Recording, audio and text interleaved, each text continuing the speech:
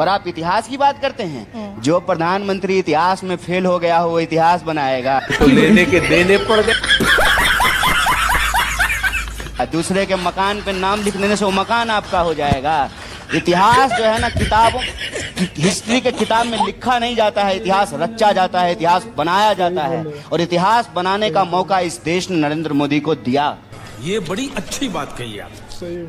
इतिहास ने उस इंसान को इतना बड़ा मौका दिया और इस देश के इतिहास में पहले कभी नहीं हुआ कि एक बार खड़े होकर के रात को 8 बजे उन्होंने कहा लॉकडाउन तो लॉकडाउन, उन्होंने कहा नोटबंदी तो नोटबंदी, लोगों को कहा कि ताली बजाओ थाली बजाओ तो देश ताली बजाया थाली बजाया, पढ़े लिखे लोग ताली थाली बजा रहे थे। ये तो धोती खोल रहा है कि ताली बजाने से कोरोना भाग जाएगा। इतिहास ने तो इस इंसान को ऐसा मौका दिया, इतिहास ने यह साबित किया कि इस देश में जमहूरियत की जड़ें इतनी मजबूत है कि कोई इंसान अगर झूठ ही सही ये कहे कि मैं चाय बेचने वाला का बच्चा हूं तो इस देश की जनता ने उसको सर आंखों पर बिठाया। क्या बात है सर। तीसरी बार उसको देश का प्रधानमंत्री बनाया। कौन कहता है कि इतिहास ने कन्हैया, इतिहास ने तो इंदिरा गांधी को भी मौका दिया। अब पीरी में इतिहास ने इंदिरा गांधी को मौका दिया, ठीक है, और इंदिरा गांधी ने बगैर कैबिनेट के अप्रूवल के इंदिरा गांधी ने इस देश पर इमरजेंसी लगाई। ठीक है। आप संविधान की बात करते हैं और मैं मेरी बात में गरिमा सिंह को पीछे रखती हूँ। विपक्ष पूछेगा कि नहीं, अब आपका नाम हमको याद हो गया, 3 बार आप अपना नाम ले चुकी हैं। विपक्ष पूछेगा कि नहीं पूछेगा कि जिस संविधान की हत्या की बात करते हैं कौन विपक्ष है, पहले ही बता दीजिए। आपके विरोधी जो हैं, आपके जो ओपोनेंट हैं, वो पूछेंगे कि नहीं पूछेंगे कि भाई संविधान की हत्या इमरजेंसी में नहीं हुई थी क्या?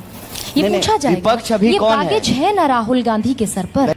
बेटा, तुम्हारी हालत देख के कभी कभी तो सोचता हूँ किन भड़वों को आजादी दिलाती।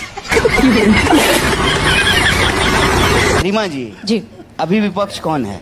ओपोनेंट्स आपके विरोधी जो भी हैं वो आपके विपक्षी हैं। अरे संसदीय प्रक्रिया में जिसको बहुमत मिला है, जो देश का प्रधानमंत्री हैं, सत्ता उनकी हुई ना। हमको कम संख्या है तो विपक्ष हम हुए ना, कि कन्वीनियंटली पक्ष विपक्ष बदल दें। भाई मैं तो आपके विरोधियों की बात कर रही हूँ। विरोधी सवाल पूछेंगे कि नहीं पूछेंगे? कन्हैया, दिल पर हाथ रख कर अरे मैं आपका नाम भी 3 बार विरोधी कौन सा जो है? मोदी जी हमारा घर का दीवार का ईंटा छुड़ा के ले गए हैं कि विरोधी होंगे हमारी। बात संसदीय व्यवस्था की है इस देश की। मान लीजिए हमारा आरोप है कि वोट चोरी से सरकार बनेगी, आरोप को सिद्ध करने का काम हमारा है, हम जो है सबूत लेकर के देंगे और उस पर कार्रवाई करने का काम चुनाव आयोग का है। लेकिन भाजपा कहती है कि नहीं, बहुत ईमानदारी से सरकार बनी है। मान लेते हैं कि भाजपा कहती है ईमानदारी से सरकार बनी है, तो तीसरी बार उन्होंने सरकार बनाई है, 3 बार इस देश की जनता ने उनको बहुमत दिया है। और वादा जो है मोदी जी का, वो हम तो नहीं लिख करके दिए थे, वो खुद ही बोलते होंगे जब वो कहते थे कि हर व्यक्ति के खाते में 15 लाख रुपया आएगा। आया?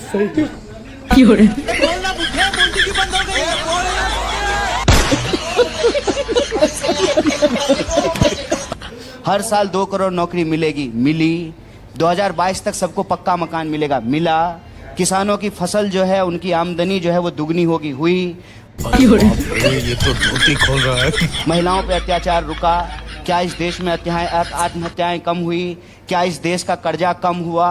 तो अगर ये जो सवाल हैं, यह सवाल जब हम पूछते हैं भाजपा को, तो भाजपा सत्ता है, प्रधानमंत्री देश के प्रधानमंत्री हैं, उनके पास बहुमत है, और विपक्ष होने के नाते यह सवाल जो है हम देश के मौजूदा प्रधानमंत्री से पूछते हैं।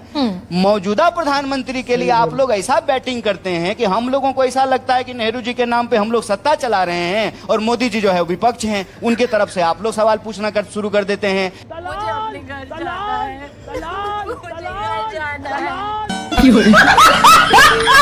कि बताइए नेहरू जी के टाइम पे क्या हुआ था, बताइए पटेल जी के टाइम पे क्या हुआ था, बताइए लालू जी के टाइम पे क्या। अजीब बात है। आग लगा दी, आग लगा दी। कन्हैया कुमार के लिए 1 लाइक तो बनता भाई, क्योंकि इस गोदी मीडिया को आज अच्छा क्लास लगाया भाई।